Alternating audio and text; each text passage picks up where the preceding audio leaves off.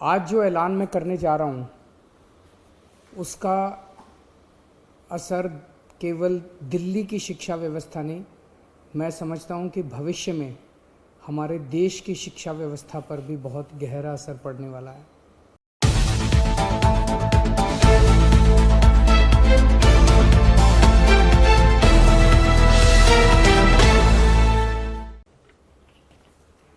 सबको नमस्कार। आज जो ऐलान मैं करने जा रहा हूँ उसका असर केवल दिल्ली की शिक्षा व्यवस्था नहीं, मैं समझता हूँ कि भविष्य में हमारे देश की शिक्षा व्यवस्था पर भी बहुत गहरा असर पड़ने वाला है। आज हम लोगों ने दिल्ली की कैबिनेट में Delhi board of school education के गठन की अप्रूवल दे दी है। दिल्ली में अलग से अब एक Delhi board of school education बनाया जाएगा। ये कोई मामूली बोर्ड शिक्षा बोर्ड नहीं है।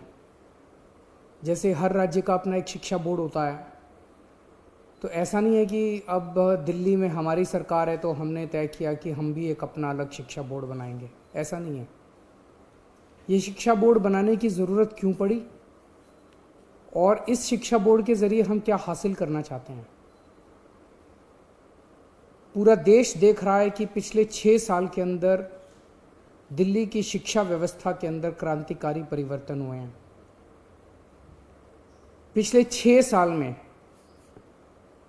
सबसे पहले हमने ये यात्रा शुरू की कि हमने दिल्ली के बजट का लगभग 25% हर वर्ष बजट का 25% पैसा शिक्षा के ऊपर खर्च करना चालू कर दिया। इससे क्या हुआ? सरकारी स्कूलों की शानदार बिल्डिंग बनने लगी, स्कूलों के अंदर अच्छी लैब्स बनने लगी, स्कूलों के अंदर अच्छे कमरे बनने लगे, स्कूलों के अंदर अच्छे ऑडिटोरियम बनने लगे, स्कूलों में स्विमिंग पूल्स बनने लगे, स्कूलों की साफ़ सफाई की व्यवस्था अच्छी होने लगी, स्कूलों की सिक्योरिटी अच्छी होने लगी, स्कूलों के अंदर टॉयलेट्स अच्छे हुए, स्कूलों के क्लासरूम्स के अंदर अच्छे डेस्क आने लगे, अच्छे ब्लैक बोर्ड्स आने लगे। एक तरह से पूरा जो सरकारी स्कूलों का ढांचा था जो कि हीन भावना से ग्रसित था,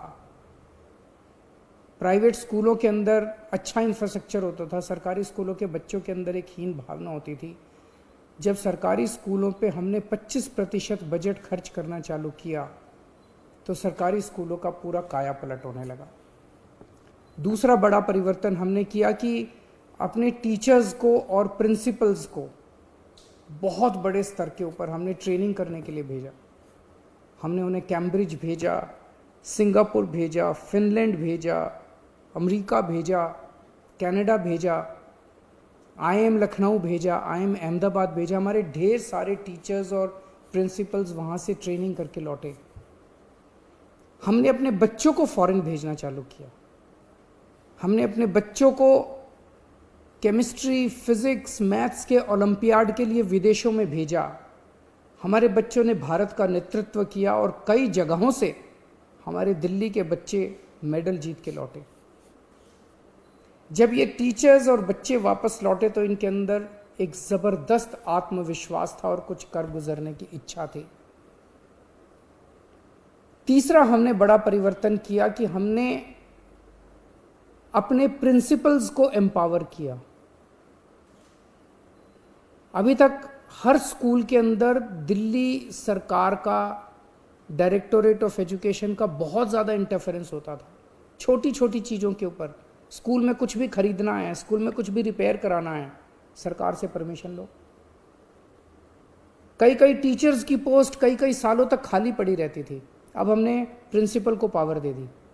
प्रिंसिपल की पावर 5,000 रुपये से बढ़ा के 50,000 रुपये कर दी और उसको पावर दे दी कि अगर सरकार किसी टीचर की अपॉइंटमेंट रेगुलर नहीं कर पा रही तो वो एक सेशन के लिए बाहर से किसी टीचर की अपॉइंटमेंट करके अपना बच्चों की पढ़ाई सफ़र नहीं होनी चाहिए। हमने हर स्कूल के अंदर एस्टेट मैनेजर्स की नियुक्ति की। कई नए नए प्रयोग किए गए। सरकारी स्कूलों के बारे में कहा जाता है कि 5वीं क्लास तक भी बच्चे आते आते उनको ना अपनी किताब पढ़नी आती है, ना अपना एक लाइन पढ़नी आती है, ना गणित के बेसिक क्वेश्चंस आते हैं। उनको तैयार करने के लिए हमने मिशन चुनौती और मिशन बुनियाद जैसे कार्यक्रम, नए नए प्रयोग शुरू किए। हैप्पीनेस करिकुलम लेके आए, जिससे बच्चों को मेडिटेशन कराना सिखाते हैं, बच्चों के इंटरपर्सनल रिलेशंस अपने माँ बाप के साथ, अपने परिवार के साथ, अपने दोस्तों के साथ रिश्ते अच्छे होते हैं, बच्चों के इमोशनल नीड्स पूरे होते हैं। हैप्पीनेस करिकुलम लेके आए, एंटरप्रेन्योरशिप करिकुलम लेके आए। तो इस तरह से कई सारे प्रयोग पिछले 6 साल के अंदर किए गए, जिसकी वजह से आज दिल्ली के सरकारी स्कूलों के नतीजे 98% आने लगे हैं। प्राइवेट स्कूलों से ज़्यादा नतीजे आने लगे हैं। हमारे बच्चों का इंजीनियरिंग में, मेडिकल में, बड़े बड़े अच्छे अच्छे कॉलेजेस के अंदर एडमिशन होने लगे हैं। पेरेंट्स को भरोसा हो गया है कि अब हमारे बच्चे सरकारी स्कूलों के अंदर, उनका भविष्य सुरक्षित है। ये बहुत बड़ी बात है। जो पेरेंट्स पहले सरकारी स्कूलों में अपने बच्चों को भेजना नहीं चाहते थे, आज वो पेरेंट्स अपने बच्चों को सरकारी स्कूलों में जब भेजते हैं तो उनको भरोसा होता है कि उनके बच्चों का भविष्य सुरक्षित है। बच्चों के अंदर एक जबरदस्त आत्मविश्वास पैदा हुआ है। अब अगला स्टेप लेने का समय आया है। अब ये तय करने का समय आया है कि स्कूलों में क्या पढ़ाया जा रहा है और कैसे पढ़ाया जा रहा है। हम शिक्षा क्यों देते हैं अपने बच्चों को? हम शिक्षा देते हैं 3 कारणों से, और अब वो तीनों लक्ष्य, ये जो Delhi board of school education बनाया जा रहा है, ये 3 लक्ष्य पूरे करेगा। पहला लक्ष्य, हमें ऐसे बच्चे तैयार करने हैं जो कट्टर देशभक्त हों, जो अपने देश के लिए मर मिटने का जज्बा रखते हों। हमारे बच्चे हमारे देश का भविष्य हैं। हमें ऐसे बच्चे तैयार करने हैं जो आने वाले समय में हर क्षेत्र के अंदर इस देश की जिम्मेदारी अपने कंधों पे उठाने के लिए तैयार हों। उन्हें तैयार करना पड़ेगा अपने बच्चों को, चाहे वो साइंस का क्षेत्र हो, चाहे टेक्नोलॉजी का क्षेत्र हो, चाहे बिजनेस का क्षेत्र हो, चाहे व्यापार का क्षेत्र हो, चाहे राजनीति का क्षेत्र हो, चाहे सामाजिक क्षेत्र हो। हर क्षेत्र के अंदर हमारे बच्चे देश की जिम्मेदारी उठाने के लिए तैयार हों।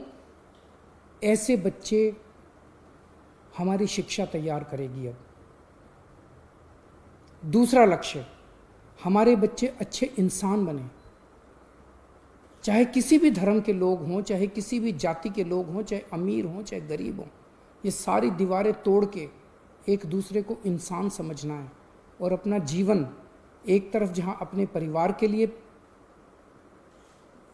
वो करना है, दूसरे अपने परिवार को पालना है, दूसरी तरफ अपने समाज को और दूसरे इंसानों के लिए निस्वार्थ भाव से अपना जीवन जीना है। ऐसे बच्चे बोर्ड तैयार करेगा। और तीसरा, आज हमारे देश के अंदर सबसे बड़ी समस्या है, बड़ी बड़ी डिग्री, पीएचडी करने के बाद, बीए, बीएससी, बीकॉम, एमकॉम, बड़ी बड़ी डिग्रियां करने के बाद भी बच्चों को नौकरी नहीं मिल रही। बच्चे घर में बेरोजगार बैठे हैं। ऐसी शिक्षा का क्या फायदा?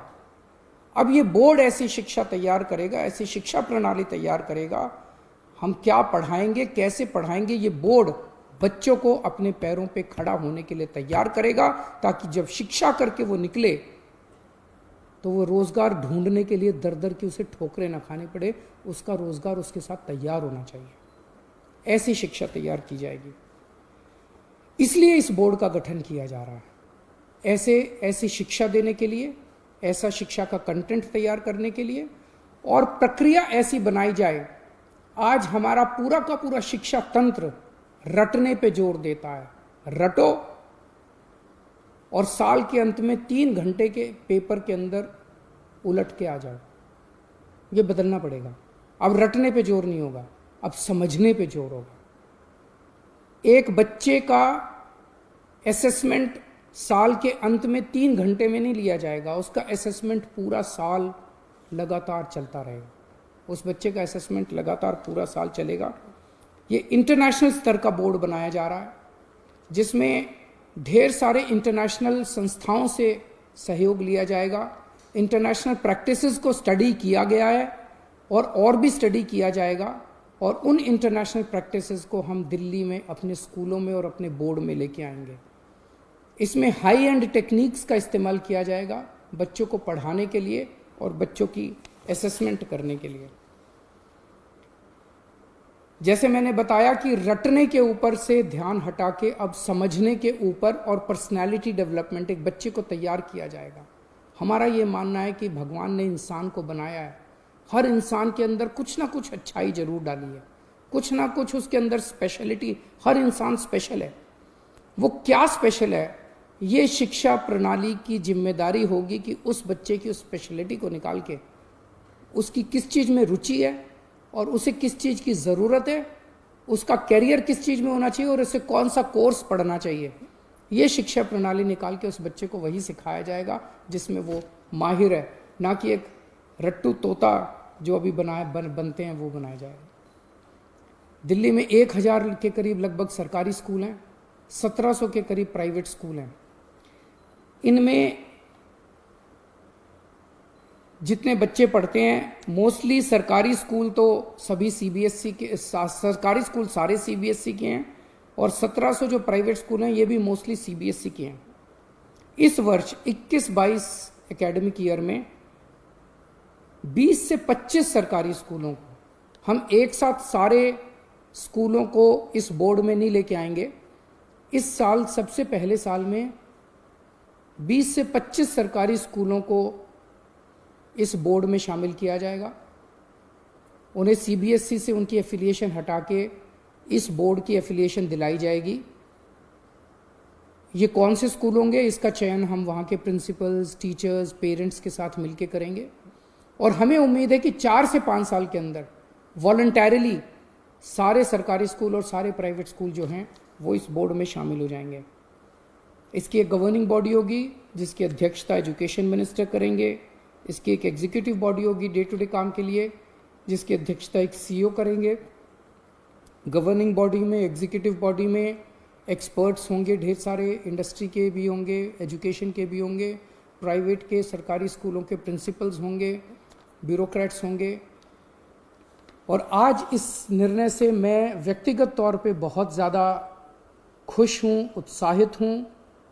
मुझे हमेशा ये लगता था, पहले राजनीति में आने के पहले हम लोग एनजीओ में काम किया करते थे, समाज सेवा का काम किया करते थे और हमें ये लगता था कि हमारी शिक्षा प्रणाली काफ़ी ज़्यादा दूषित है जिसकी वजह से देश की कई सारी समस्याएं, अगर शिक्षा को ठीक किया जाए तो देश की कई समस्याओं का समाधान निकल सकता है। पिछले 6 साल की हमारी यात्रा काफ़ी अच्छी रही और मैं समझता हूँ कि अब ये जो अगला चरण है जिसमें इस बोर्ड का गठन किया जा रहा है, इसके ज़रिए शिक्षा के क्षेत्र में मूलचूल परिवर्तन होगा और हमारे जो बच्चे शिक्षित होकर निकलेंगे वो एक तरफ देश की बागडोर संभालने के लिए तैयार होंगे और दूसरी तरफ अपने परिवार को का पालन पोषण करने के लिए भी तैयार होंगे, अच्छे इंसान बनेंगे। बहुत बहुत शुक्रिया।